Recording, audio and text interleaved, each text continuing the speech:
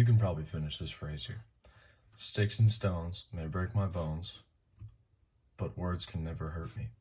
We've heard this all throughout our childhood and later on in life.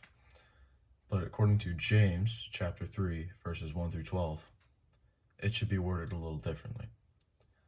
According to James, it should be sticks and stones may break my bones, but words can leave lasting damage.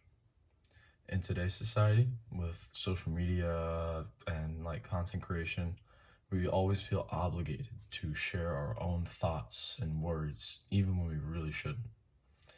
So in this video, we're going to talk about how real faith impacts our tongue. Real faith, it's always life-changing no matter what. And like I said, real faith impacts our tongue. Talk about this all over the Bible. James 1:19. My dear brothers and sisters, understand this. Everyone should be quick to listen, slow to speak, and slow to anger. And then another example is James 1:26, which is, if anyone thinks he is religious without controlling his tongue, his religion is useless and he deceives himself. Once again, if you can't control your tongue, he's saying your religion is literally just worthless. It's no matter what you do. And then James 4:11. Where is it? Oh, don't criticize one another, brothers and sisters. Anyone who defames or judges a fellow believer defames and judges the law. If you judge the law, you are not a doer of the law, but a judge, which is not good. And then James 5:9. Brothers and sisters, do not complain about one another, so that you will not be judged. Look, the judge stands at the door. All right, and then, life-changing faith changes your tongue. We're gonna go over a couple different points here. Life-changing faith changes your tongue because you realize you are accountable. I gotta go to Matthew now. Okay. Matthew 12:34-37 says, brood of vipers, how can you speak good things for when you are evil? For the mouth speaks from the overflow of the heart. A good person produces good things from his storeroom of good, and an evil person produces evil things from a storeroom of evil. I tell you that on the day of judgment, people will have account for every careless word they speak. For by your words you will be acquitted, and by your words you will be condemned. So on the day of judgment, he's going to take account of all your words that you said. And words they reveal internal, what's going on inside us. You can easily tell how a person is based on how they speak. And our second point is, through life-changing faith, you realize the power of your words. Like I said, words, they can reveal what goes inside us, and they can be used to build up or easily tear down. One sentence could destroy a person for a week or two.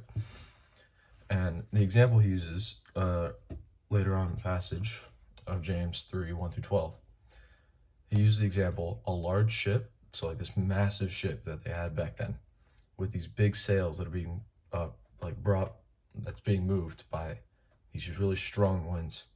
It's only guided by a little itty-bitty rudder, maybe 15 feet, I don't know, something like that. But in the same way, our tongue can do a lot more than we think. Just because it's so tiny doesn't mean it can't do that. It can't cause big damage. And in Proverbs 12:18,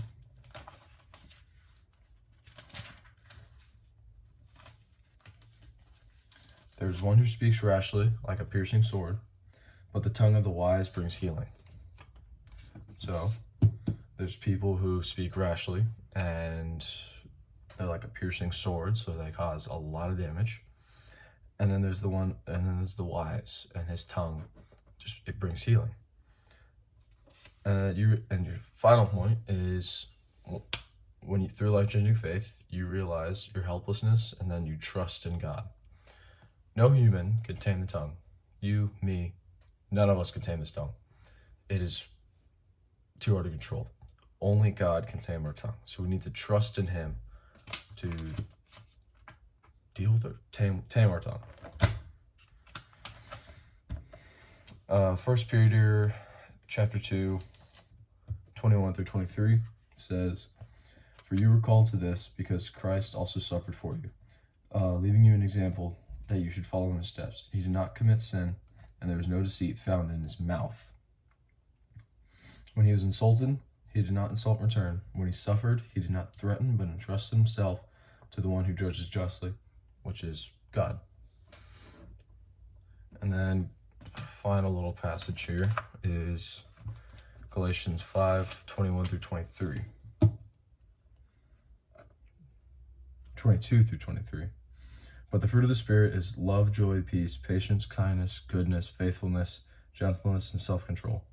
The law is not against such things." So these are just the fruits of the Spirit. And as you can see, for how much I've had to jump around the Bible, I've really had to mark it out.